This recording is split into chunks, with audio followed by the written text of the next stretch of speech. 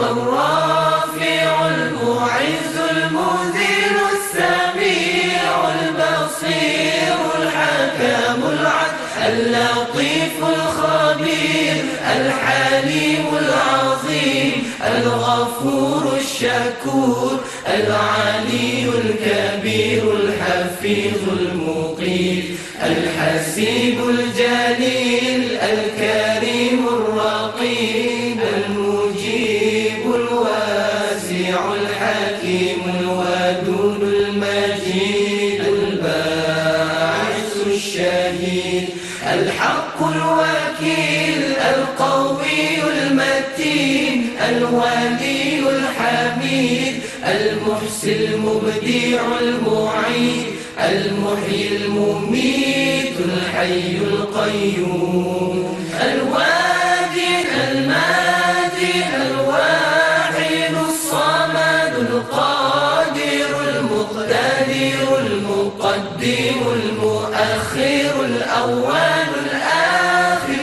الظاهر الباطن الوالي المتعالي البر التواب المنتقم العفو رؤوف المالك الملك ذو الجلال والإكرام المقسط الجامع الغني المغني المانع الضار النافع النور الهادي البديع الباقي الوارث الرشيد الصبور الذي ليس كمثله شيء وهو السميع البصير اللهم صل أفضل الصلاة على أسعد المخلوقات كسيدنا محمد وعلى آله وصحبه وسلم عدد معلوماتك ومداد كلماتك كلما ذكرك ذاكرون وغفل عن ذكره الغافلون.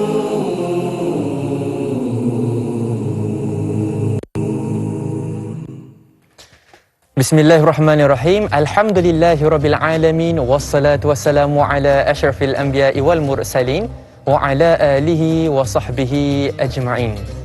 Qala rabbi shrah li sadri wa yassir li amri wahlul 'uqdatam min lisani yafqahu qawli waj'al li waziran min ahli. Amin amin Allahumma ya amin. Assalamualaikum warahmatullahi wabarakatuh. Apa khabar semua kepada anda penonton setia rancangan Tanyalah Ustaz, biar tahu, jangan keliru. Alhamdulillah, syukur kita kepada Allah Subhanahu Wa Taala kerana Allah Subhanahu Wa Taala masih lagi mengurniakan kepada kita semua kesempatan untuk kita duduk di dalam satu majlis ilmu. Syukur pada Allah Taala kerana di awal pagi lagi kita dah boleh upgrade diri kita. Kalau semalam kita dah jadi macam ni, so hari ni kita nak ambil peluang untuk kita jadi versi diri kita yang lebih terbaik yang telah Allah Ta'ala sediakan. Ala kulli hal, syukur pada Allah Ta'ala kerana di dalam majlis ilmu Tanyalah Ustaz, biar tahu, jangan keliru. Di meja akademik inilah yang nak kita dambakan ilmu. InsyaAllah, mudah-mudahan. Amin Allahumma ya amin. Baik, penonton yang saya kasihi sekalian, tajuk yang saya bawakan kepada anda pada hari ini sangat istimewa, berkaitan dengan akidah. Kita akan membicarakan mengenai Asmaul Husna, 4 nama Allah Subhanahu Wa Taala yang selalu kita damba-dambakan. Apakah itu? Yang pertama, An-Nur, Allah Subhanahu Wa Taala yang memberikan cahaya kepada kita semua. Dan seterusnya adalah Al-Hadi, Allah Subhanahu Wa Taala yang memberikan petunjuk hidayah kepada kita. Inilah yang selalu kita minta. Contohnya waktu subuh tadi kan, kita baca doa kunut, kita minta petunjuk daripada Allah Taala. Dan seterusnya adalah Al-Baqi, Allah Subhanahu Wa Taala yang Maha Kekal. Dan yang terakhir, yang keempatnya adalah Al-Badi', Allah Subhanahu Wa Taala yang Maha Mencipta. Jadi terus kekal setia bersama dengan kami. Seandainya anda ada sebarang persoalan dan sebagainya, ini adalah masa yang tepat untuk anda bertanya. Sebelum tu kita lihat terlebih dahulu status terkini COVID-19 di Malaysia. Berikut adalah kes baharu, maafkan saya, status terkini COVID-19 di Malaysia 4 September 2021. Kes baharu sebanyak 19,057, jumlah kes aktif sebanyak 256,302, manakala kes sembuh baharu sebanyak 21,582, kes kematian baharu sebanyak 362. Rakyat Malaysia yang saya kasihi sekalian, penonton besar, tanyalah Ustaz biar tahu jangan keliru.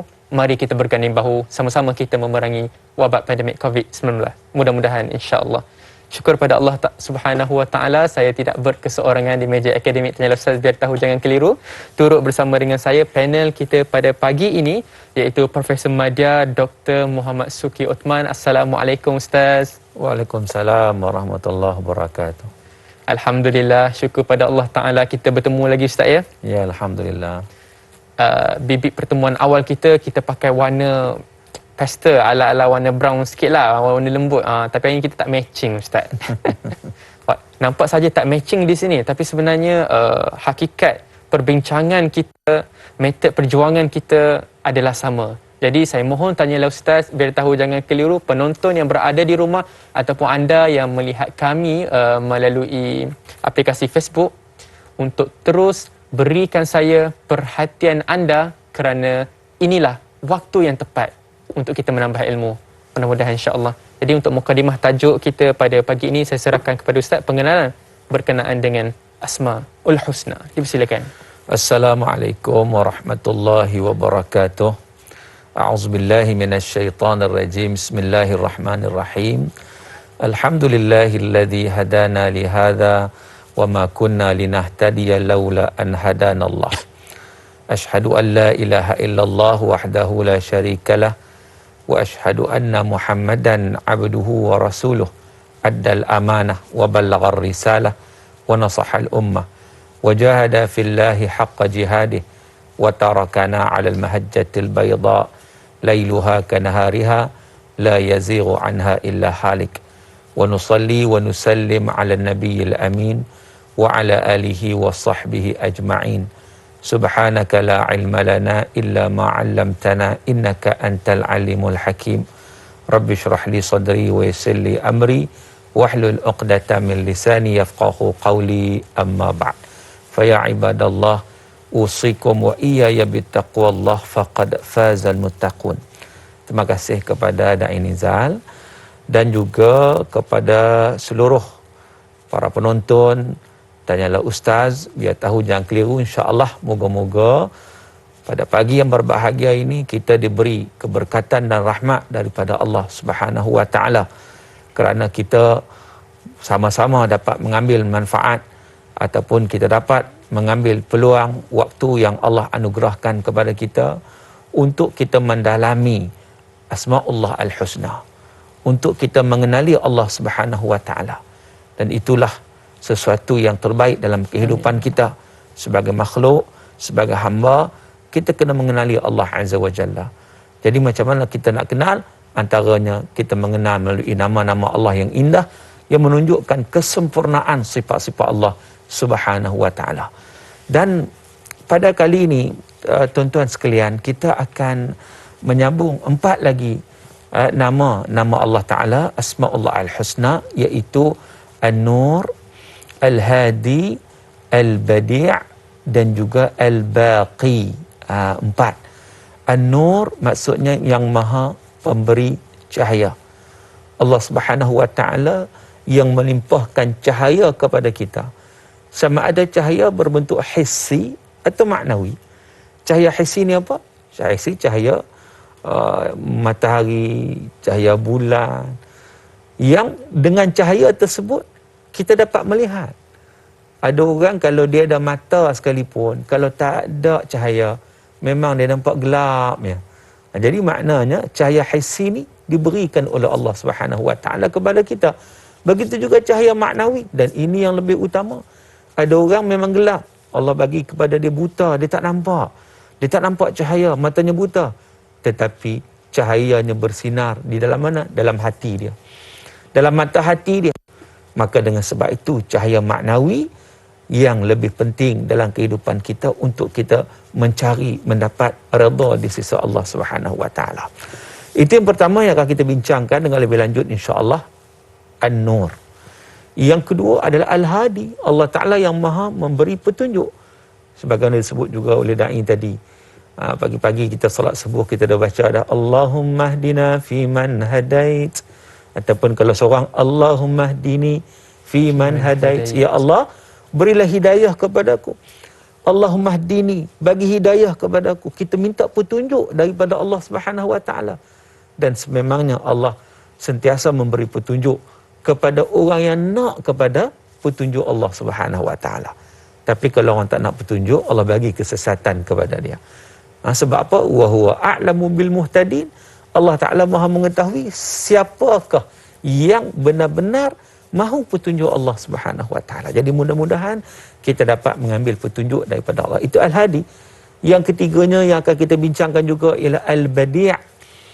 Al-Badi' ni makna Allah Taala yang Maha pencipta sesuatu yang tidak ada contoh sebelum. Allah Taala cipta sesuatu yang tak ada contoh sebelum. Kita manusia buat juga sesuatu, tetapi kita meniru. Kita meniru. Jadi maknanya Allah Ta'ala ni ciptakan sesuatu ni daripada ghair misalin sabiq. Tidak ada contoh yang sebelumnya, makna sebelum ada bumi, ada matahari, maka tak ada contoh. Allah Ta'ala yang mencipta dengan sesuatu yang sangat indah.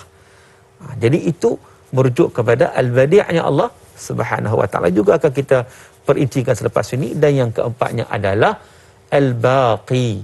Al-Baqi itu Allah yang Maha kekal. Sifat baqa Allah Subhanahu wa taala. Yang kalau kita baca dalam sifat 20, kita akan jumpa dalam sifat salbiyah. Jadi maknanya Allah Subhanahu wa taala qidam, baqa. Baqa maknanya Allah Ta'ala kekal. Allah Ta'ala Maha kekal untuk selama-lamanya. Jadi kita tak kekal, kita sampai satu waktu, sampai satu ketika kita akan mati.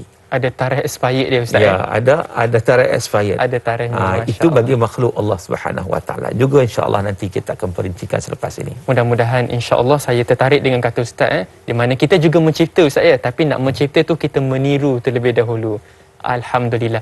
Jadi cukuplah untuk sekadar itu sahaja pengenalan berkaitan Asmaul Husna untuk pagi ini. Kita hadamkan dulu ilmu ini kembali selepas ini.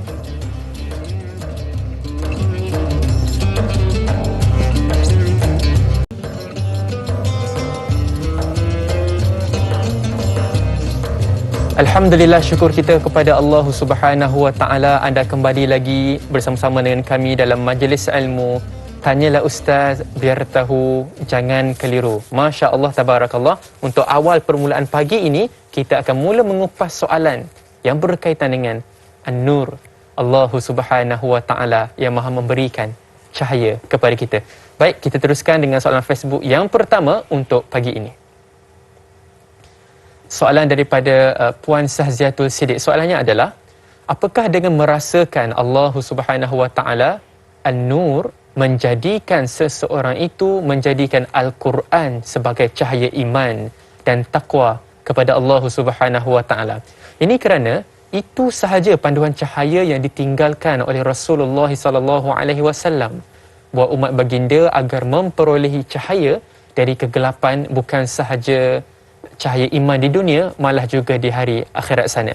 Soalan yang kedua, bagaimana bagi seseorang menjauhkan diri dari Al-Quran? Dia tak mahu menjadikan Al-Quran ini sebagai satu panduan hidup, sedangkan cahaya An-Nur itu, hidayah itu perlu dicari, bukannya seperti menunggu bulan jatuh ke riba. Ada dua soalan di sini. Silakan Ustaz. InsyaAllah. Baik, terima kasih kepada sahabat Facebook kita yang bertanya tentang cahaya daripada Al-Quran.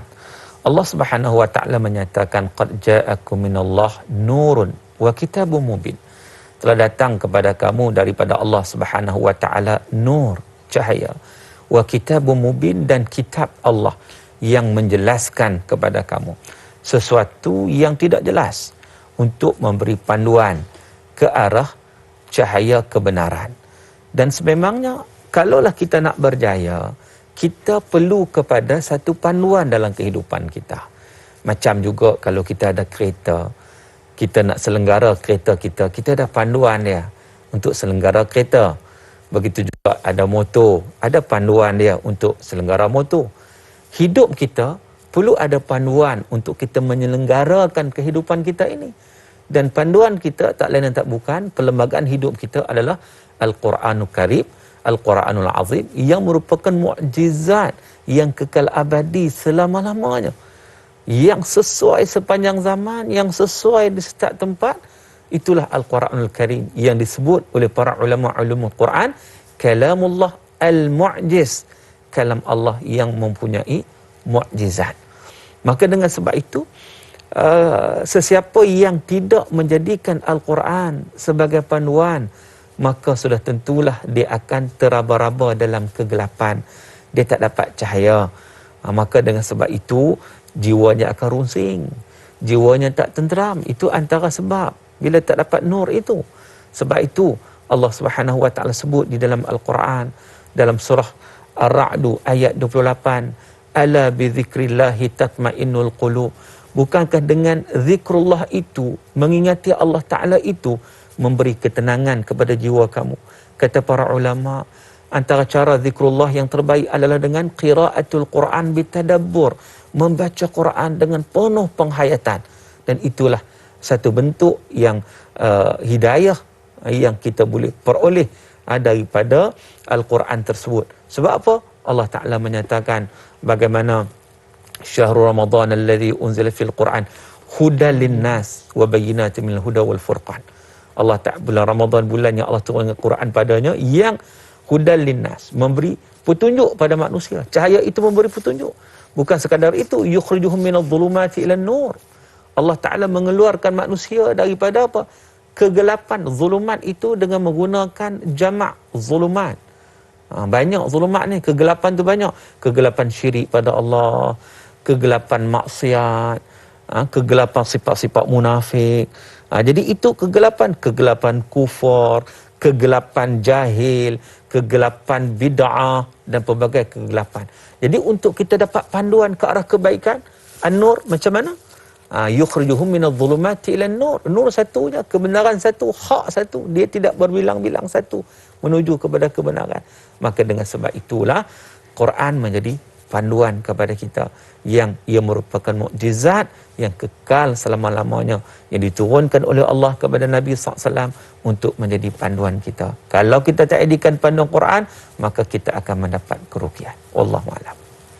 Wallahualam adalah satu kerugian yang besar kepada kita seandainya kita tidak menjadikan Al-Quran itu satu-satunya sumber rujukan pertama dalam kehidupan kita, insya-Allah. Baik, kita teruskan dengan soalan Facebook yang seterusnya. Soalan daripada Masrifah Nur Jamain.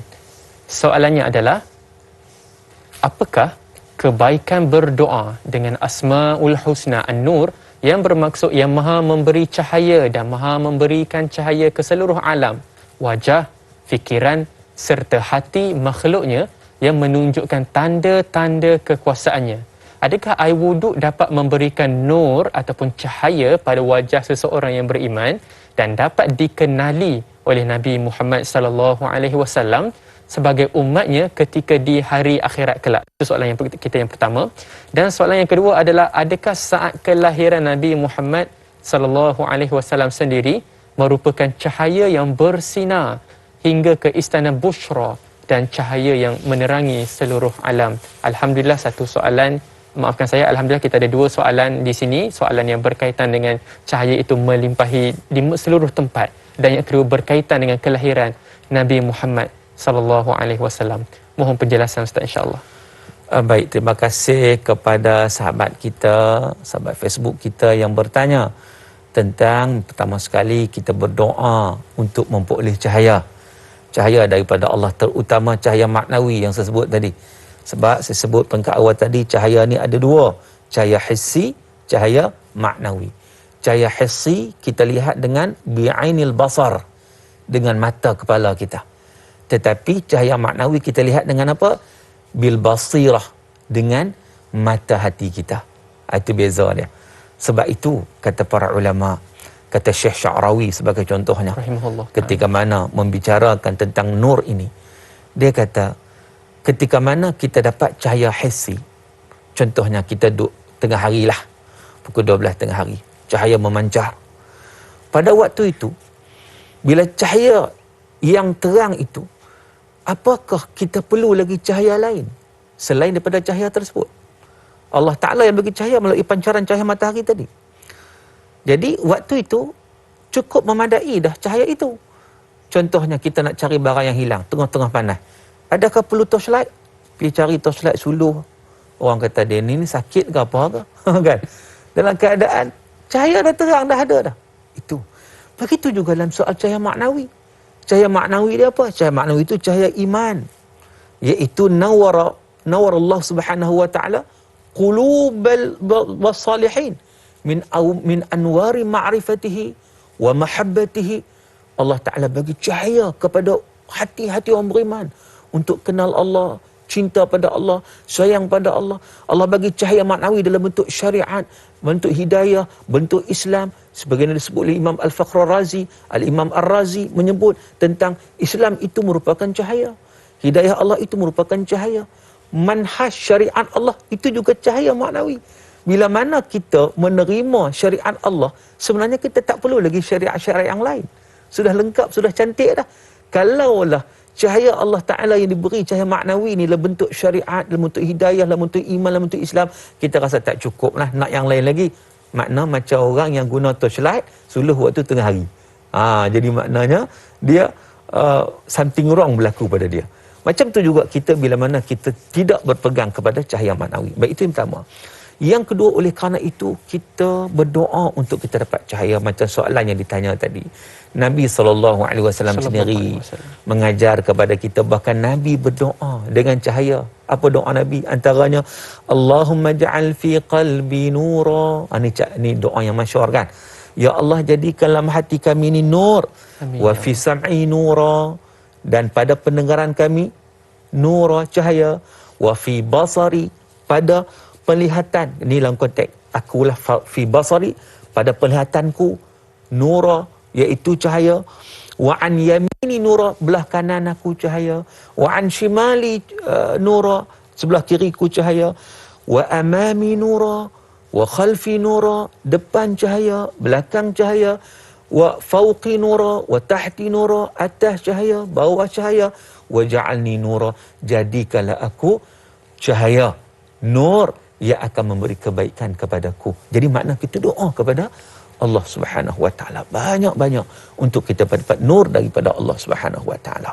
Itu yang pertama. Seterusnya kalau kita lihat ialah tentang bagaimana soalan tadi tentang wuduk sebagai cahaya. Ya, sebab itu kita disunatkan bila kita ambil wuduk, kita lebihkan sikit. Lebihkan sikit supaya ia bercahaya di hari akhirat kelak. Bahkan ketika mana kita dibangkitkan di akhirat, kita dibangkitkan dalam keadaan gelap, maka pada waktu itu orang beriman dia akan dapat cahaya. Begitu juga ketika mana kita meniti titang sirat, maka orang beriman dapat cahaya. Sebab itu kita minta tambah cahaya itu. Rabbana atmim lana nurana waghfir lana innaka ala kulli syai'in qadir. Ini juga doa nak dapat cahaya. Rabbana atmim lana nurana, ya Allah, sempurnakanlah bagi kami cahaya kami. Waghfir lana, dan ampunkan dosa kami. Innaka ala kulli syai'in qadir, sungguhnya engkau atas setiap satu itu maha berkuasa. Jadi maknanya di situ orang beriman insya-Allah dia akan dalam suasana kegelapan di hari akhirat, dia akan dipandu dengan cahaya. Alhamdulillah. Maka dengan sebab itu kita memperbanyakkan amal saleh, memperbanyakkan amal kebaikan, amal saleh, dan juga contoh tadi memperbanyakkan wuduk. Sebab tu ada di kalangan sahabat Nabi, contohnya Sayyidina Umar Al-Khattab radhiyallahu anhu, sentiasa pastikan diri dia berada dalam wuduk. Batal wuduk, ambil. Batal wuduk, ambil. Macam kita ni, ambil, batal. Itu balik. Kan? Sebab tu tak ambil dah. Jadi kalau boleh kita sentiasa berada dalam keadaan wuduk. Wuduk mudah-mudahan. Dan satu lagi soalan yang bertanya tentang Rasulullah SAW. Cahaya Nabi SAW. Allah sebut, wa ma arsalnaka illa rahmatan lil alamin. Tidak kami utuskan kau yang Muhammad kecuali rahmatan lil alamin. Jadi rahmat kepada seluruh alam, Ustaz, ya. Rahmat kepada semua sekali. Alhamdulillah, syukur pada Allah Subhanahu wa taala satu rahmat yang kita nanti-nantikan, dan saya kira penonton yang berada di rumah sendiri macam tak sabar-sabar nak tahu kelahiran Nabi Muhammad sallallahu alaihi wasallam, baik maknanya secara hissi ataupun maknawi. Nak tahu jawapannya? Terus kekal setia bersama dengan kami. Jom berzikir kembali selepas ini.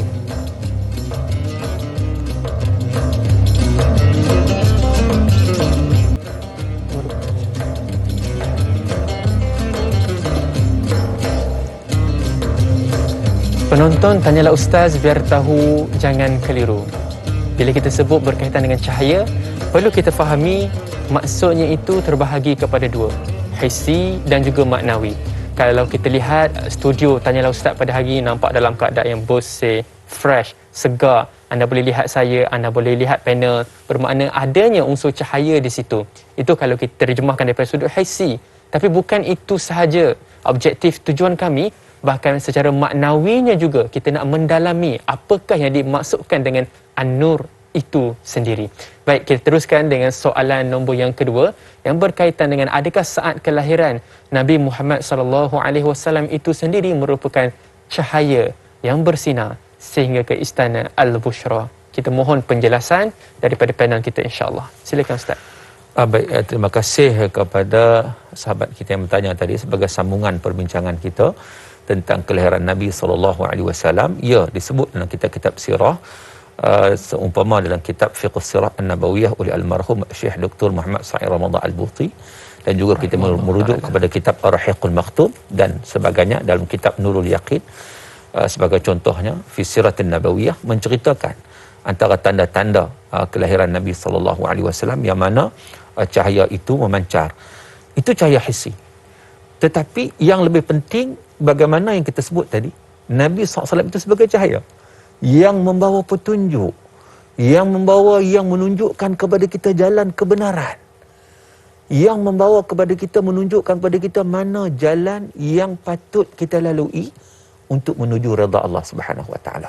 Sebab itu Nabi SAW menyatakan, taraktu fikum amrain lan tadillu ma in tamassaktum bihima, kitab Allah wa sunnati.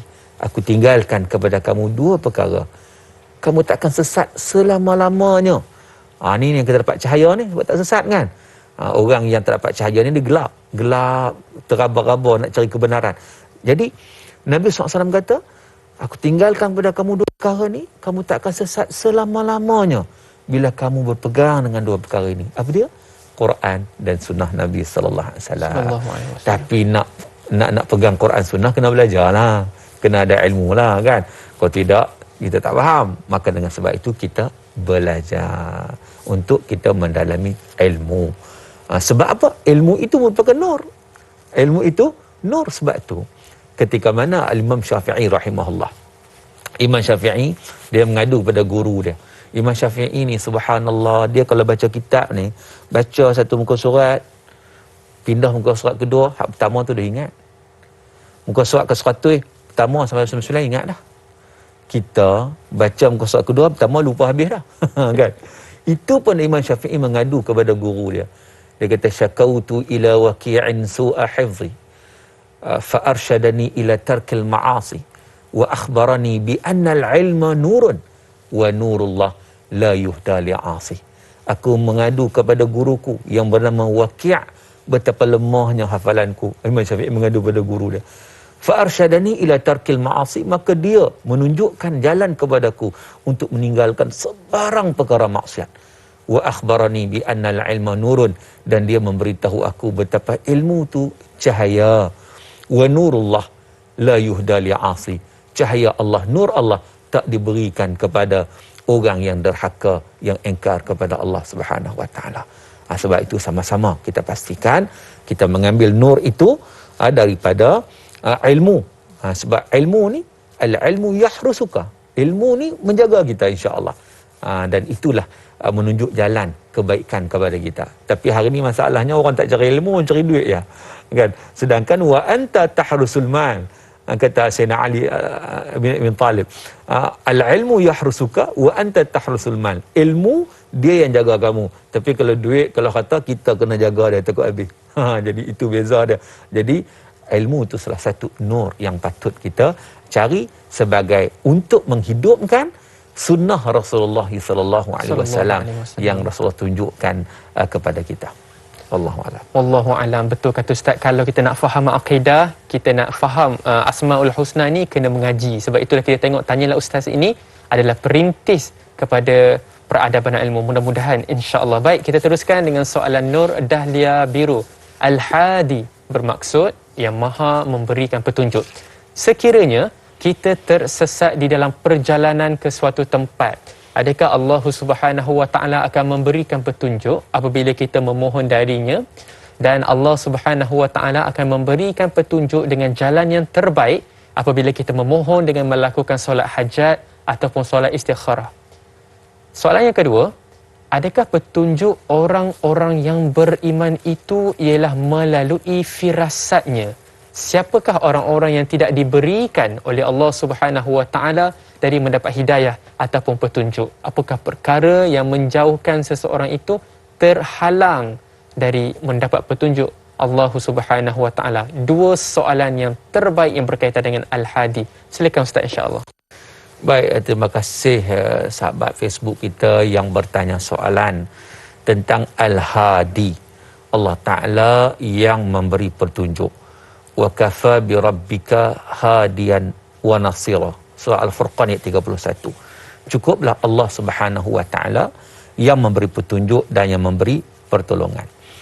Dan Allah bagi petunjuk untuk kita memperoleh kebahagiaan di dunia dan juga di akhirat. Macam soalan yang ditanya tadi, iaitu kalau kita berada dalam perjalanan, kita perlu pada petunjuk. Yes, kita perlu kepada hari ni orang guna Waze, orang guna Waze, nak tunjuk jalan ke mana, takut tersesat apa semua. Kalau orang duduk dalam hutan, dia akan cari petunjuk seumpama kompas, kan? Itu satu bentuk petunjuk. Itulah konteks dunia kita. Kita tengok peta, tengok map. Kalau orang rajin duk berjalan, duk travel, kan, lepas ni insya-Allah mudah-mudahan pandemik COVID-19 ni kita kata landai, semakin landai, dan orang yang minat travel ni dia akan meneruskan travelnya. Dia memerlukan peta contohnya. Itu petunjuk untuk perjalanan kita di atas dunia. Maka sebenarnya untuk perjalanan kita menuju ke akhirat, kita juga perlu petunjuk. Petunjuk yang utama macam kita sebut tadi Al-Quranul Karim. Al-Quran. Maka itu merupakan petunjuk. Sebab itu Allah Subhanahu Wa Taala menyatakan tentang perkara itu. Inna hadzal Quran yahdi lillati hiya aqwam. Allah Taala bagi petunjuk. Innal Quran. Al-Quran itu memberi petunjuk kepada kita. Jadi ke jalan yang diredai oleh Allah Taala, ke jalan yang benar, supaya kita tidak tersesat dalam perjalanan, supaya kita dapat perjalanan yang betul. Sebab itu antaranya bila nak dapat petunjuk ni, kita kena mohon kepada Allah. Dalam surah Fatihah sering kita baca, Ihdinas siratal mustaqim. Ya Allah, berilah petunjuk kepada kami, berilah hidayah kepada kami. Cuma bila kita minta kepada Allah Ta'ala, boleh kita kata pepatah menyatakan yang bulat takkan datang bergolek, yang pipih takkan datang melayang. Kita kena cari cahaya Allah Ta'ala itu. Kita kena cari petunjuk Allah Subhanahu Wa Ta'ala itu. Dan Allah sentiasa akan memberikan kepada mereka yang berkehendakkan kepada hidayah Allah Subhanahu Wa Ta'ala. Syekh Dr. Wahbah Zuhaili dalam tafsir Al-Munir, ketika mana beliau menafsirkan ayat Ihdinas siratal mustaqim, ya Allah, tunjukkanlah kepada kami jalan yang lurus. Maka dia kata, tunjukkan itu maknanya petunjuk hidayah. Hidayah itu kata Syekh Wahbah Zuhaili, dia kata ada 5 perkara. Ada 5 bentuk hidayah. Yang pertama, hidayah ilham fitri. Ilham fitri ni makna ilham semula jadi. Yang ni Allah bagi kepada semua. Kepada manusia, kepada haiwan, secara ilham, secara fitrah. Sebab tu kanak-kanak bayi yang lahir, dia nak susu ibu dia. Sebab secara fitrah. Dia tak minta air kopi ke air teh ke, dia tak minta. Dia minta yang pelik-pelik nanya Ustaz ya. Okay. Dia susu, okey. Yang kedua, hidayatul hawas. Hidayah hawas ni hidayah panca indera. Satu bentuk petunjuk yang Allah bagi melalui panca indera. Dan ini juga diberi kepada manusia, haiwan. Sebab tu kadang-kadang kita perasan tak? Kalau kita pelihara kucing, kadang-kadang kucing dia pergi hidu. Dekat rumput pun dia hidu. Nak tahu itu makanan dia ke tidak. Itu al-hawas. Begitu juga kadang-kadang bila tuan dia panggil, dia kenal. Suara tuan dia kenal. Itu hidayatul hawas. Ini Allah bagi bentuk hidayah, petunjuk pada semua. Yang ketiga, hidayatul aqli, hidayah akal. Ini untuk kita. Untuk kita menilai mana baik, mana buruk. Haiwan tak ada. Sebab itu kalau manusia ini tak ambil pengajaran, tak ambil pengiktibaran, tetap melakukan maksiat kepada Allah. Allah sebut apa? Ulaika kal an'am bal hum adall. Mereka itu seumpama haiwan ternakan, bahkan lebih teruk lagi daripada haiwan ternakan. Sebab apa? Haiwan ternakan tidak ada akal. Kita ada hidayatul akal, hidayah akal. Kalau kita tak guna akal itu sebaik-baiknya. Baik, itu yang ketiga. Yang keempatnya kata Syekh Dr. Wahbah Zuhaili, Hidayatuddin, hidayah agama. Ni hidayah agama ni yang kita nak kena cari, yang kita nak kena tuntut, yang kita nak kena belajar ilmu. Yang Nabi kata kun aliman au muta'alliman au mustami'an au muhibban wala takunil khamisah fatahlik atau kama qala. Nabi kata jadilah kamu orang yang berilmu atau menuntut ilmu atau mendengar ilmu atau cinta kepada ilmu. Jangan jadi golongan kelima. Berilmu pun tidak, tuntut ilmu pun tidak, dengar ilmu pun tidak, cinta ilmu pun tidak. Jadi Nabi kata orang ni akan binasa. Sebab apa binasa? Dia tak dapat hidayah. Sebab dia tak nak. Jadi itu yang keempat. Yang kelimanya hidayah itu taufiq. Hidayah taufiq ni satu anugerah Allah Ta'ala. Allah nak buka hijab pada seseorang untuk kenal Allah. Allah nak tunjuk kepada kebaikan. Kadang-kadang dia tak usaha tapi Allah bagi. Allah bukakan pintu hidayah. Dia kena grab cepat-cepat. Jangan tunggu lagi. Kan? Dia kena ambil. Supaya apa? Supaya dia tak terlepas daripada hidayah Allah Subhanahu wa ta'ala. Mudah-mudahan, insya-Allah, amin amin Allahumma amin. Saya yakin penonton setia rancangan Tanyalah Ustaz, anda semua adalah pencinta ilmu. Jangan kita jadi golongan yang terakhir. Jadi jom kita hadamkan terlebih dahulu ilmu yang telah diberikan. Kita berzikir kembali selepas ini.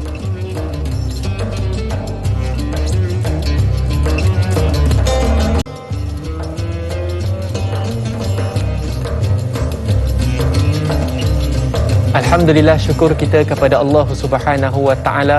Mudah-mudahan Allah Subhanahu wa taala menganugerahkan kepada kita kelima-lima hidayah sebagaimana yang telah Puan Al-Fadhil Ustaz syarahkan berkenaan apa yang telah ditafsirkan oleh Dr. Wahbah Az-Zuhaili rahimahullahu taala di dalam tafsirnya.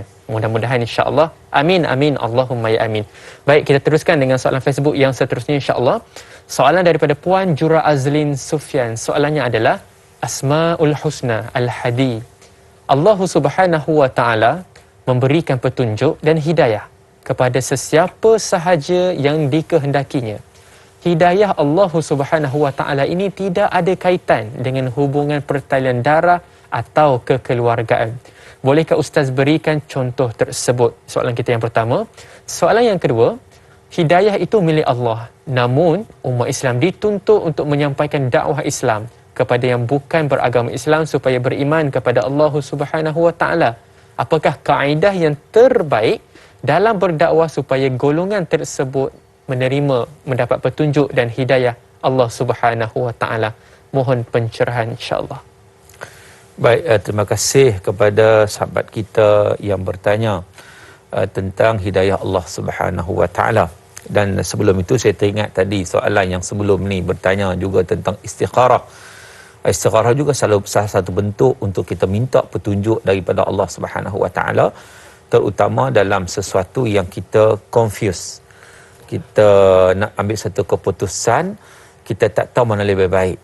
Sebab kita tak tahu apa itu akan berlaku pada masa hadapan. Dan kita pun tak tahu apa yang lebih baik untuk kita, kita tak tahu. Jadi di situlah kita memohon kepada Allah Subhanahu wa taala dengan menunaikan solat sunat istikharah. Dan kadang-kadang orang silap faham, orang ingat istikharah ni mesti mimpi, mesti nampak, tidak. Tak mesti nampak dalam mimpi. Tetapi bagaimana hati kita. Hati kita lebih berat yang mana sebagai contohnya. Jadi di situ dia panggil istikharah. Baik, balik pada persoalan yang dikemukakan ini. Iaitu Allah Ta'ala memberi hidayah pada sesiapa yang Allah Ta'ala kehendaki. Dan hidayah tak ada kaitan pertalian keturunan, darah. Iman tidak dapat diwarisi dari seorang ayah kepada anaknya. Sebab tu kita dapati bagaimana hatta Nabi Nuh alaihi salam, anaknya tak beriman. Nabi Nuh tak boleh buat apa. Nabi Nuh ajak irkam ma'ana, ajak naik kapal, tak nak juga, bantah juga, degil juga. Nabi Nuh tidak boleh bagi hidayah kepada anaknya sendiri walaupun ada pertalian darah. Nabi Ibrahim alaihi salam berdakwah kepada bapa dia sendiri, ajak bapa dia untuk beriman kepada Allah. Bapa dia ni tukang buat bahala lagi, tukang buat bahala, tu dia ukir bahala, tak boleh buat apa, dia mati dalam keadaan kekufuran kepada Allah Ta'ala. Iman tak dapat diwarisi daripada ayah kepada anak, anak kepada ayah, atau sesiapa sahaja. Nabi SAW sangat-sangat sayang kepada bapa saudara Nabi namanya Abu Talib. Yang kalau Abu Lahab bapa saudara juga, tapi jelas daripada awal lagi Abu Lahab ni. Walaupun pak saudara Abu Lahab ni memang dia daripada jelas menentang Nabi, sehingga kan ada satu surah yang cerita tentang Abu Lahab ni, surah Al-Masad ataupun Al-Lahab, tabbat yada abi lahabi wa tab, kan. Kita tahu perkara tersebut. Baik. Abu Talib ni orang baik. Dia ni banyak tolong Nabi SAW. Tetapi dia tolong Nabi tu di atas semangat asabiyah kekeluargaan. Itu saja. Bukan di atas keimanan kepada Allah Ta'ala. Nabi cuba pujuk juga, ajak juga, sampai ke sudah dia tidak mengucap dua kalimah syahadah. Sebab itu Allah sebut di dalam surah Al-Qasas, Allah sebut innaka la tahdi man ahbabta walakinnallaha yahdi man yasha wa huwa a'lamu bil muhtadin. Sesungguhnya kau tidak boleh bagi hidayah kepada siapa yang kau sayang, tak boleh. Tapi hanya Allah boleh bagi hidayah kepada sesiapa yang Allah Ta'ala kehendaki. Sebab apa? Sebab Allah mengetahui siapa yang nak pada hidayah, siapa yang tak nak. Kita tak tahu, kan? Sebab itu tugas kita adalah menyampaikan. Bukan tugas kita nak bagi hidayah ke orang, tak boleh. Tak boleh. Kita hanya boleh menyampaikan, kita ajak, kita menyeru kepada kebaikan, kan? Menasihati ke arah kebaikan, ajak orang buat baik, amar ma'ruf nahi munkar. Itu tugas kita. Dan kita tidak akan dipertanggungjawabkan tentang hasilnya. Sebab hasilnya kita tak tahu. Kita dipertanggungjawabkan untuk kita buat kerja. Kita laksanakan tugas. Berdakwah baik kepada Muslim maupun kepada bukan Muslim. Saya teringat ada seorang pernah berjumpa saya. Satu ketika itu, lepas solat Isyak. Lepas solat Isyak, ada seorang ni, dia rockers sikit lah, rockers. Nampak style rockers kan. Dia jumpa saya. Dia kata, Ustaz nak tanya soalan sikit. Saya kata, okeylah, silakanlah. Dia kata, Ustaz, dulu saya tak kenal tikar sembahyang. Saya tak kenal sejadah. Saya tak solat lah ceritanya. Family saya tak solat. Mak saya pun tak solat. Tapi Alhamdulillah, sekarang ni saya dapat hidayah Allah. Dan saya dah kenal apa arti solat. Saya tak tinggal solat. Dan saya solat di masjid. Jadi saya rasa tenang sangat-sangat. Lepas tu, tiba-tiba dia sebab. Dia menangis. Saya pun terkejut juga. Sebab apa tiba-tiba menangis ni, kan? Jadi, saya tanya sebab apa? Dia kata, Ustaz, ibu saya, Ustaz, sampai hari ni ibu saya tak sembahyang, tak solat. Jadi bila saya dah dapat hidayah Allah, saya rasa nikmatnya solat. Allah. Dan saya takut neraka. Dan saya takut ibu saya masuk neraka, Ustaz. Saya nak buat macam mana? Mak saya tak solat. Jadi apa yang saya boleh buat? Jadi maknanya, saya hanya menenangkan dia, sabar. Apa yang kamu boleh buat? Angkat tangan berdoa pada Allah. Apa yang kamu boleh buat? Cakap elok, ajak mak, solat depan mak dan sebagainya. Itu saya boleh buat. Nak paksa tak boleh. Nak flying kick lagi tak boleh. Kan? Jadi maknanya, hidayah milik Allah Ta'ala. Kalau kita berusaha, insya-Allah, kalau dia nampak, dia nak kepada hidayah, dia nampak, dia akan menerima hidayah Allah Ta'ala. Seumpama ibu kepada Abu Hurairah radhiyallahu anhu. Abu Hurairah, peringkat awal ibunya tak Islam. Tak Islam. Selepas pada tu dia doa minta Nabi doa dan sebagainya. Akhirnya Alhamdulillah, antara waktu yang paling Abu Hurairah gembira, waktu keislaman ibunya, mendapat hidayah Allah Ta'ala. Allah. Baik Ustaz, kita nak teruskan dengan soalan yang kedua. Kalau kita lihat kita selaku umat Islam memang adalah satu taklifan ke atas tubuh badan kita sebenarnya untuk melakukan dakwah kepada mereka yang tidak beragama Islam. Akan tetapi hidayah itu sendiri adalah milik Allah Subhanahu wa taala. Jadi apakah cara ataupun kaedah yang terbaik pandangan ustaz dalam menyampaikan mesej utama dakwah Islam itu sendiri? Baik, terima kasih. Dakwah Islam menjadi satu kewajipan pada kita untuk kita sampaikan baik kepada orang Islam sendiri maupun kepada bukan Islam. Islam milik semua. Islam bukan hak eksklusif kita, bukan. Betul. Islam untuk semua. Maka kita kena sampaikan. Cuma Allah sebut ud'u ila sabili rabbika bil hikmah. Serulah ke jalan Allah dengan cara hikmah. Antara cara hikmahnya adalah dakwah bil hal. Jadi maknanya dakwah melalui akhlak kita. Orang Islam ni dia kena ada akhlak. Dia kena tunjukkan akhlak terbaik supaya jadi contoh. Kadang bila orang bukan Islam tengok akhlak tu, dia tertarik dengan Islam. Nampak ada perbezaan. Ni kalau kita orang Islam tidak ada akhlak, menjadi kepada keruntuhan akhlak pula, akhirnya kita menjadi fitnah balik kepada ajaran Islam. Seolah-olah Islam ni macam tu, seolah begitu. Sebab apa? Sebab dicerminkan oleh penganut-penganutnya. Maka dengan sebab itu dakwah bilhal kita itu dakwah dengan perbuatan. Kita menunjukkan akhlak yang baik, kita bercakap benar, kita melaksanakan tanggungjawab, responsibility, integriti dengan sebaik mungkin. Dan itu juga merupakan salah satu dakwah yang dapat mengajak orang nampak dan orang dapat mengambil pengajaran. Dan ada pernah banyak kisah-kisah yang benar yang berlaku.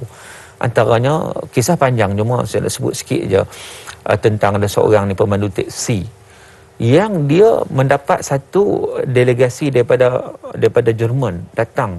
Jadi dia tu hari-hari dia bawa pergi beberapa bulan untuk kerja dekat sini. Tapi cara ditunjukkan dengan pancul dia semua sekali cantik. Sampai kan orang Jerman ni sebelum balik dia tanya, apakah rahsia kamu? Aku nampak kamu ni memang bagus. Dia kata rahsia aku ikut Muhammad, the Prophet Muhammad sallallahu alaihi wasallam. Habis kat situ je. Dia balik Jerman, rupanya dia kaji siapa Prophet Muhammad yang kau ni tiru ni. Kan? Akhirnya dia masuk Islam. Kes tu je. Jadi banyak kalau kisah-kisah kalau kita baca daripada akhlak, tunjuk akhlak yang baik, itu juga merupakan satu dakwah. Satu dakwah, wallahu a'lam. Alhamdulillah, satu cerita yang sangat ringkas tetapi membawa impak kepada kita semua. Ketahuilah bahawa kita semua adalah duta Islam sebenarnya ustaz ya. Paparan akhlak kita, mereka mungkin tidak membaca Al-Quran tetapi mereka membaca cerminan akhlak ajaran agama Islam terhadap diri kita. Baik, kita teruskan dengan soalan seterusnya. Kak Ju Zabidi, Al-Hadi yang memberikan petunjuk. Allah Subhanahu wa taala menurunkan Al-Quran supaya manusia tidak terjerumus ke dalam lembah maksiat dan tergolong dalam kalangan yang sesat. Sebagai hamba Allah, kita wajib bersyukur kerana diberikan Al-Quran sebagai petunjuk kehidupan di dunia dalam meniti perjalanan ke hari akhirat. Kita mohon hidayah daripada Allah Subhanahu wa taala. Mudah-mudahan Allah Taala kurniakan untuk kita semua pada pagi ini. Mudah-mudahan insya-Allah, amin amin Allahumma ya amin, berkaitan dengan Al-Quran. Silakan ustaz. Baik, terima kasih kepada sahabat Facebook kita yang bertanya tentang bagaimana hidayah yang kita peroleh petunjuk daripada Al-Quranul Karim. Dia sebenarnya memang pertama sekali kita mohon kepada Allah dalam doa yang selalu kita baca, Allahumma inna nas'alukal huda wat-tuqa wal-afafa wal ghina. Ya Allah, kami memohon kepada kamu al-huda, petunjuk, hidayah, wat-tuqa, taqwa, wal-afaf, iaitu kesucian, dan juga wal-ghina, kecukupan. Jadi bila kita minta al-huda, itu hidayah Allah Subhanahu wa taala, maka antara cara yang nak dapat hidayah Allah dengan kita mentadabbur ayat suci Al-Quran. Ayat Quran bukan sekadar kita membacanya sahaja, tetapi kita nak tadabbur, kita nak menghayati ayat-ayat tersebut supaya kita dapat ambil pengajaran, pengiktibaran di dalam kehidupan kita. Berapa ramai orang yang masuk Islam daripada non-Muslim masuk Islam kerana terpikat dengan ayat Allah Subhanahu wa taala. Bila baca ayat Quran, dapat hidayah Allah. Asalkan dia nak mencari kebenaran. Macam ada satu kisah yang masyhur yang kita tahu, seorang yang mengkaji tentang kulit manusia. Kulit manusia yang terbakar, sakit. Terbakar sakit lah kan.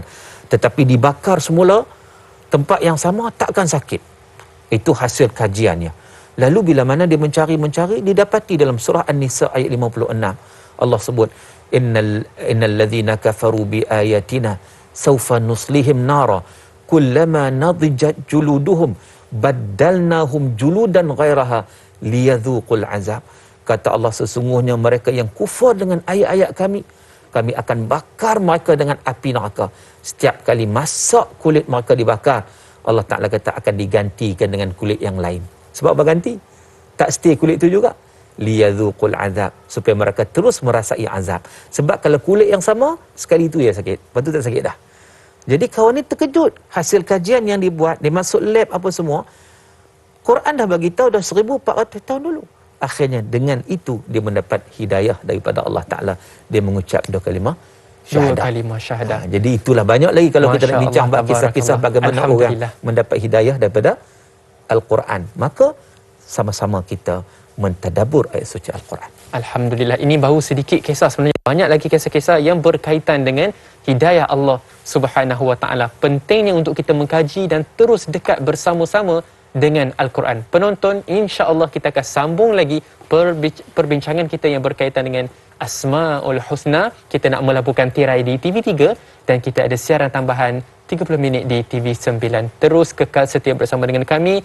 Hadamkan ilmu, jangan ke mana-mana. Berzikir terlebih dahulu, kembali selepas ini.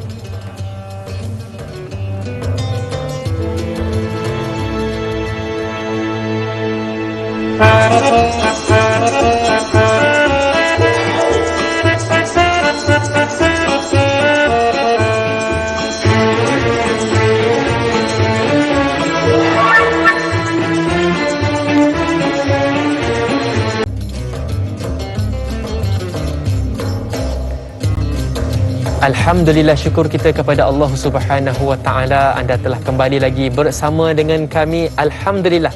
Tanyalah Ustaz, biar tahu, jangan keliru. Syukur kita kepada Allah Subhanahu Wa Taala. Insya-Allah perbincangan kita untuk slot kali ini, kita akan bincang mengenai nama Allah Subhanahu Wa Taala, iaitu Al-Badi' dan juga Al-Baqi. Allah Subhanahu Wa Taala yang Maha menciptakan dan juga Allah Subhanahu Wa Taala yang Maha kekal.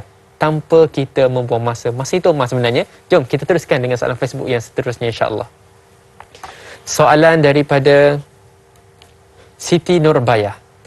Al-Badi, yang Maha Mencipta. Adakah cara seseorang itu beriman dengan segala penciptaan yang Allah Subhanahu Wa Taala ciptakan di atas muka bumi ini dengan melafazkan kata-kata pujian kepada Allah dan juga menggunakan segala ciptaan langit dan bumi yang Allah Ta'ala ciptakan itu dengan cara yang betul dan juga berhemah? Adakah dengan cara seseorang itu beriman dengan cara dia menggunakan segala ciptaan Allah Ta'ala ini dengan cara yang betul dan juga berhemah?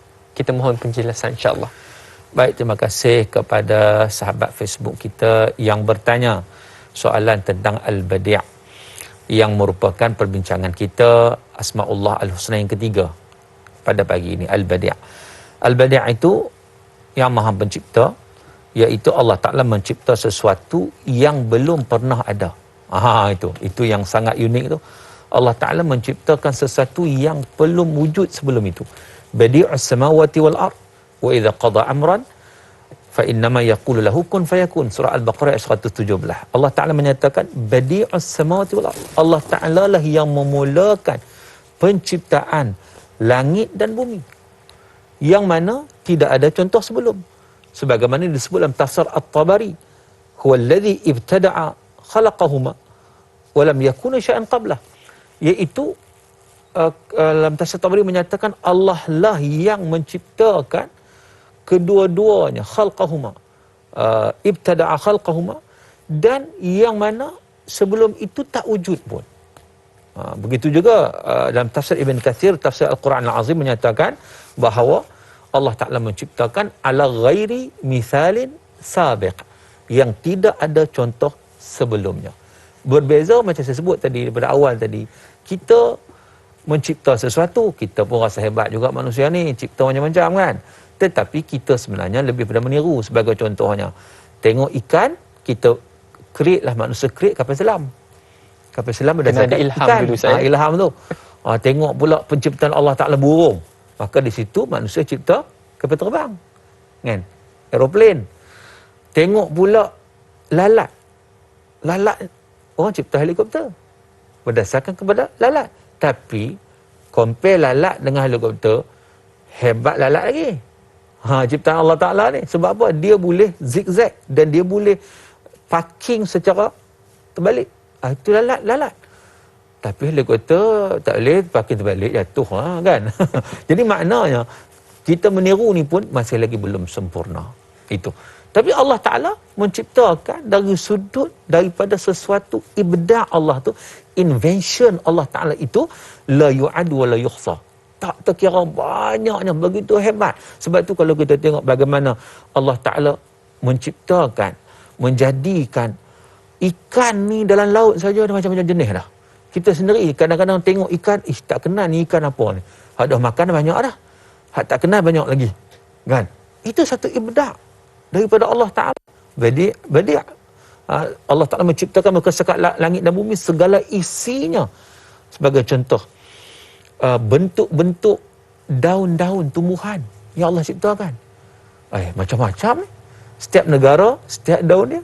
Kan? Allah Ta'ala ciptakan pula bagaimana bentuk-bentuk wajah manusia. Suara manusia. Bahkan bau manusia pun tak sama di antara satu sama lain. Itu juga merujukkan keagungan. Betapa berapa juta, berapa bilion manusia dulu dan sekarang. Mana sama? Tak sama. Jadi maknanya itu kita kata ibda'nya Allah Subhanahu Wa Ta'ala. Dan makhluk-makhluk juga pelbagai. Itulah kita tengok manusia, belum lagi kita tengok tumbuhan, tengok haiwan. Haiwan saja berapa spesies. Lalat saja pun 80,000 spesies. Nyamuk je 3,250 spesies. 3,500 spesies. Itu saja belum lagi haiwan yang kadang-kadang bila kita tengok rancangan National Geographic kan. Sampai kita pun tak tengok ni haiwan apa ni, kan? Allah Ta'ala cipta macam-macam. Itu yang kata agungnya ciptaan Allah Subhanahu Wa Ta'ala. Jadi bila kita melihat itu, reflect pada diri kita. Itu yang paling penting tu.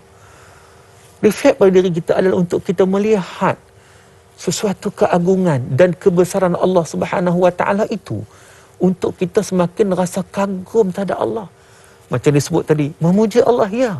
Tanggungjawab kita untuk memuji Allah. Alhamdulillah, syukur pada Allah di atas segala ciptaan Allah Ta'ala yang sangat-sangat indah, sangat-sangat menarik. Bahkan kalau kita pun berada dalam stres, rungsing, kadang kita pergi satu tempat yang indah kan.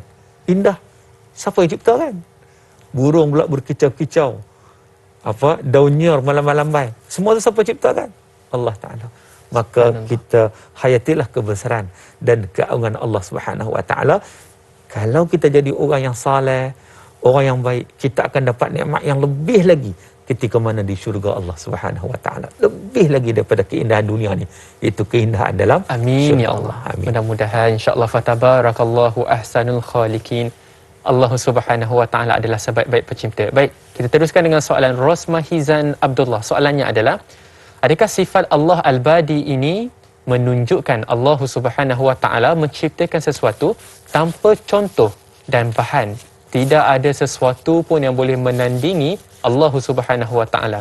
Manusia hanya mengolah dan mereka mencipta sesuatu dengan menggunakan bahan yang telah pun diciptakan oleh Allah Ta'ala. Dan manusia sanggup membuatnya kerana mendapat ilham daripada Allah Subhanahu Wa Ta'ala. Mohon pencerahan Ustaz, insya-Allah. Terima kasih kepada persoalan yang dikemukakan. Sememangnya manusia ni bersifat dengan sifat kekurangan. Jadi maknanya kekurangan kita, walaupun manusia ni boleh orang kata sampai ke bulan kan, tapi banyak kelemahan-kelemahan yang ada, tak sempurna. Sebab apa? Itulah sifat manusia. Sebab itu sifat kekurangan ini kita perlu bergantung kepada Allah Subhanahu Wa Ta'ala yang memiliki sifat kesempurnaan.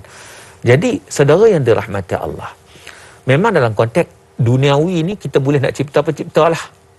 Nak ambil idea-idea daripada ciptaan Allah Ta'ala kan. Sebab tu hari ni orang tengok pokok, orang tengok daun, orang buat macam-macam kan, buat perhiasan lah, buat bentuk macam-macam lah. Baik, cuma satu perkara yang kita tak nak create dalam bentuk dunia ni, create lah apa pun. satu bentuk yang kita tak boleh create ialah benda dalam agama. Itu tak boleh. Itu dipanggil bid'ah. Kata yang samalah, benda iaitu bid'ah. Bid'ah ni makna apa? Kita buat sesuatu perkara syariat yang Allah sudah tentukan pada kita yang tidak ada contoh daripada Nabi. Tidak ada contoh daripada syariat Allah Subhanahu Wa Taala. Ini tak boleh. Benda dunia kita nak buat, kita buatlah macam mana pun. Kan? Tapi kalau benda yang melibatkan syariat, tak boleh. Contohnya, solat maghrib 3 rakaat. Kita kata 3 je, rasa macam tak cukup. Rasa macam rajin hari tu. Hari ni rajin nak buat 5. Bagi banyak. Ini tak boleh. Ini dipanggil bid'ah. Ini Baik. tidak dibenarkan. Sesat. Maka dengan sebab itu, benda bid'ah ni boleh buat dalam bentuk penciptaan, invention dan sebagainya. Tapi dalam bab syariat, dalam bab hukum hakam Allah Ta'ala, itu tak boleh. Kita kena menerimanya sebagaimana yang ditentukan oleh Allah. Wallahualam. Wallahualam. Alhamdulillah, syukur pada Allah Ta'ala. Itu adalah penerangan yang sangat baik untuk kita hadam terlebih dahulu.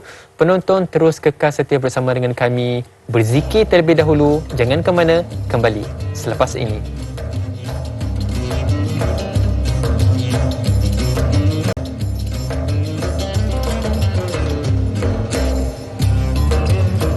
Allah Subhanahu Wa Ta'ala Maha Mencipta. Kita juga mencipta, akan tetapi penciptaan kita ini terhad. Bahkan kita memerlukan sesuatu, tengok terlebih dahulu, observe terlebih dahulu, baru kita boleh mencipta. Terhad penciptaan manusia itu sendiri berbeza dengan ciptaan Allah. Baik, kita teruskan dengan soalan seterusnya daripada Rosmahizan Abdullah. Soalannya adalah, adakah sifat Allah Subhanahu Wa Ta'ala Al-Badi' ini menunjukkan Allah Subhanahu Wa Ta'ala menciptakan sesuatu tanpa contoh dan bahan? Tidak ada sesuatu pun yang boleh menandingi Allah Subhanahu Wa Ta'ala. Manusia hanya mengolah dan mereka mencipta sesuatu dengan menggunakan bahan yang telah diciptakan oleh Allah Subhanahu Wa Ta'ala, dan manusia sanggup membuatnya kerana mendapat ilham daripada Allah Subhanahu Wa Ta'ala. Baik, berkaitan dengan soalan ini, rentetan daripada soalan ini sebenarnya berkenaan dengan menciptakan itu sendiri. Mungkin Ustaz boleh hurai sedikit Ustaz, ya, perihal yang berkaitan dengan mereka yang cuba untuk menciptakan perkara yang semisal dengan Al-Quran itu sendiri, tetapi Allah Ta'ala cabar mereka, adakah mereka berjaya dan sebagainya. Nak menggambarkan Allah Ta'ala yang maha menciptakan ini tidak akan dapat ditandingi oleh mana-mana makhluknya. Silakan Ustaz. Baik, terima kasih. Kalau kita melihat kepada pencipta Allah Subhanahu Wa Ta'ala, satu contoh yang kita ambil kan, Allah cipta matahari. Boleh tak makhluk mencipta matahari? Situ pun kita nampak lah. Kita memerlukan kepada matahari, cahaya matahari.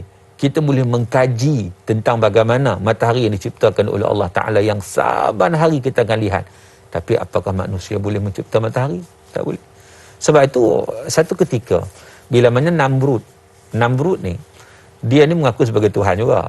Ketika mana zaman Nabi Ibrahim AS. So Nabi Ibrahim, dia cuba argue. Dia ni orang kata loyak buruk sikit. Kan? Dia nak menunjukkan dia pun hebat. Dia kata, ya Ibrahim, dia kata, Tuhan kamu boleh menghidupkan mematikan. Aku boleh hidupkan mematikan. Kan? Sebab Nabi Ibrahim kata, Allah yuhyi wa yumit. Allah ni Maha Esa menghidupkan mematikan. Dia kata, aku boleh juga. Dia pun ambil 2 orang, dia bunuh seorang, dia lepaskan seorang. Dia kata, yang aku bunuh ni aku matikan dia. Yang aku hidupkan, yang aku tak bunuh ni aku hidupkan dia. Sama dengan Tuhan kamu. Apa kata Nabi Ibrahim? Ibrahim pun bijak. Ibrahim kata, okeylah, kalau macam tu kamu mengaku sebagai Tuhan, baik, Tuhan aku Allah menerbitkan matahari dari timur ke barat. Sekarang ni kamu kalau Tuhan juga, kamu ubahkan, naik daripada barat turun ke timur. Fabuhitallazi kafar, maka tergamam dia. Nak ceritanya bahawa tak mampu manusia ni, kan? Yang tu pun tak boleh dah. Sebab tu nak ego, nak sombong macam mana? Sepatutnya kita menginsafi. Kita lihat makhluk Allah yang diciptakan oleh Allah dengan kepelbagaian itu yang sangat-sangat hebat, yang kita nak kaji sampai hari ni tak habis. Ada orang mengkaji lalang, mengkaji rumput, mengkaji tanaman, itu pun tak habis. Mengkaji haiwan satu-satu, kan? Itu pun tak habis lagi. Sebagai contoh saya sebut tadi, lalat saja 80,000 spesies yang diciptakan oleh Allah, bahkan lebih daripada itu. Kita kaji hari ni berapa spesies yang kita kaji. Nyamuk 3,500 spesies. Orang baru kaji nyamuk Anopheles, nyamuk malaria, nyamuk Aedes, berapa saja. Banyak lagi. Menunjukkan bahawa kita ni hanya mengkaji makhluk-makhluk yang diciptakan oleh Allah Subhanahu Wa Taala. Jadi apatah lagi nak bicara bab kita mencipta. Jauh beza. Jauh bezalah. Ya. Wallahu alam. Alhamdulillah, jauh beza jika nak dibandingkan kita dengan Allah Subhanahu Wa Taala. Kita mengkaji ciptaan Allah Taala ini, kemudian kita rasa takjub, kita merasakan satu ta'zim kepada Allah Subhanahu Wa Taala. Mudah-mudahan kita dapat hidayah. Mudah-mudahan insya-Allah. Baik, kita teruskan dengan soalan Anna Karnina. Soalan saya, Ustaz, adakah al-baqi yang bermaksud Allah Subhanahu Wa Taala Maha kekal dengan zatnya?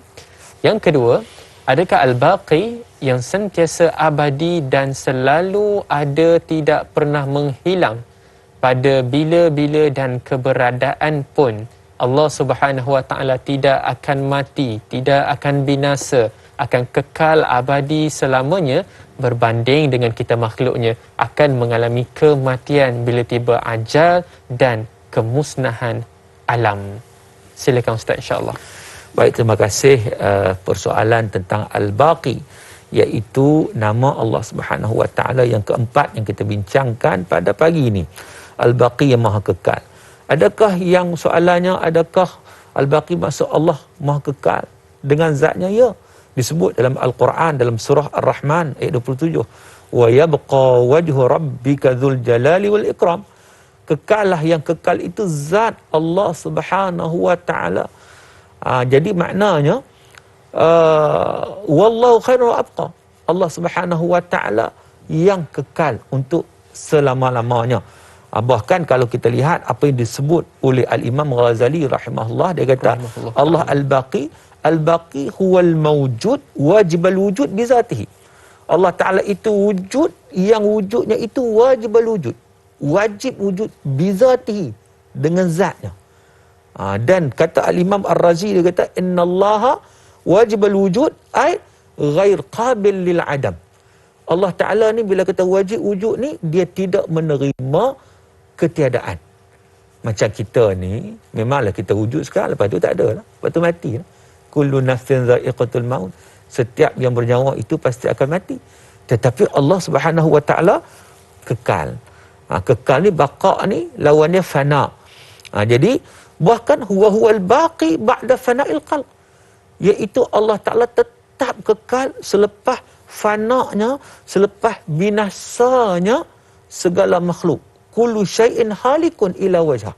Setiap sesuatu semua akan hancur binasa kecuali zat Allah Subhanahu Wa Ta'ala, sebagaimana disebut dalam surah Al-Qasas ayat 88. Maka daripada ayat ini berkata Ibnu Katsir rahimahullah dalam tafsir Al-Quran Al-Azim, dia kata apa? Hadza ikhbarun bi annahu daim al-baqi al-hayyul qayyum alladhi tamutul khalaiq wa la yamut. Iaitu ini menunjukkan bahawa Allah Ta'ala sentiasa ada, baqi, kekal, maha hidup, maha berdiri dengan sendirinya, yang ketika mana semua mati, Allah Ta'ala tetap wala yamut, Allah tidak mati. Sebab itu ketika mana kematian ataupun kewafatan Nabi SAW, antara apa yang disebut oleh Sayyidina Abu Bakar untuk menenangkan keadaan, iaitu man kana ya'budu Muhammadan fa inna Muhammadan qad mat wa man kana ya'budullah fa innallaha hayyun la yamut. Sesiapa yang menjadi hamba kepada Muhammad, Muhammad dah meninggal. Kita bukan jadi hamba kepada Rasulullah, kita ikut Rasulullah untuk menjadi hamba kepada Allah. Tetapi siapa yang menjadi hamba Allah, maka Allah Maha hidup, Allah tak mati, Allah kekal selama-lamanya. Ada satu kisah yang saya nak cerita, ni cerita disebut dalam kitab-kitab lah. Ada raja dulu ni, dia bina satu qasar. Satu qasar ni, satu qasrun ni makna istana. Istana dia cantik, dia ambil arkitek yang terbaik. Masya-Allah. Cantik. Boleh kata nak cari satu kecacatan pun tak ada. Kan? Lepas tu dia beritahu orang ramai datang ziarah, datang melawat, cuba cari satu keaiban, kecacatan daripada binaan itu. Dia nak tahu. Semua pakat tengok-tengok, semua puji. Semua tengok puji, tak ada cacat celah, memang cantik, memang menarik, tip-top, kan? Last sekali rupanya ada seorang, dia ni musafir jauh lah, Bila dah sampai, dia pun tengok dah juga, dah orang panggil tengok kan. Dia pun tengok. Lepas tu, askar ni ataupun pengawal raja tanya, okey, macam mana pandangan kamu? Raja nak tahu. Dia kata ada 2 kecacatan. 2 keaiban. Terkejut yang kata pengawal raja ni. Selama ni, nak cari satu pun tak ada. Kamu kata ada 2 kecacatan. Bawa dia jumpa raja. Maka raja tanya, apa kecacatan bangunan ini? Dia kata yang pertama, kecacatan dia ialah lambat laun dia akan binasa. Dia akan hancur. Itu cacat dia. Dan yang keduanya adalah sahibul qasr, pemilik dia juga akan hancur binasa. Jadi raja ni kata, kalau macam tunjukkan aku yang mana yang boleh kekal. Maka kata laki-laki itu, yang kekal itu ialah apa? Yang kekal itu adalah apabila kita masuk syurga Allah Subhanahu Wa Taala. Jadi qasr istana dalam syurga itu kekal. Allah kekalkan untuk kita. Dan penghuni syurga itulah yang akan dikekalkan oleh Allah. Jadi kalau nak kekal, tuntutlah sampai dapat masuk syurga. Allah. Mudah-mudahan, insya-Allah. Baik, kita teruskan dengan soalan yang seterusnya, soalan FB insya-Allah, soalan Maizura Mazlan. Al-Baqi, yang maha kekal, iaitu kekal hidupnya untuk selama-lamanya. Tiada yang kekal selain Allah Subhanahu Wa Taala. Soalan saya, apabila setelah dihisap ada yang ke syurga, alhamdulillah, dan ada yang ke neraka untuk membasuh dosa-dosa kita. Selepas itu, kita dimasukkan ke syurga dan kekal selama-lamanya. Soalan saya, apakah maksud nama Allah Al-Baqi, iaitu hanya Allah yang kekal hidup selama-lamanya? Bukankah semua makhluk juga akan kekal selamanya di syurga nanti? Mohon pencerahan Ustaz, insya-Allah. Baik, terima kasih kepada persoalan sahabat kita di Facebook, iaitu tentang kekalnya Allah Ta'ala sama ada dengan kekalnya makhluk. Sebab makhluk ni ada juga kekal. Sebagai contohnya, syurga neraka kekal. Manusia kekal di akhirat sebelah, sekarang tak kekal lah kan. Jadi bagaimana? Sebenarnya berlaku perbezaan, iaitu kekalnya syurga dan neraka.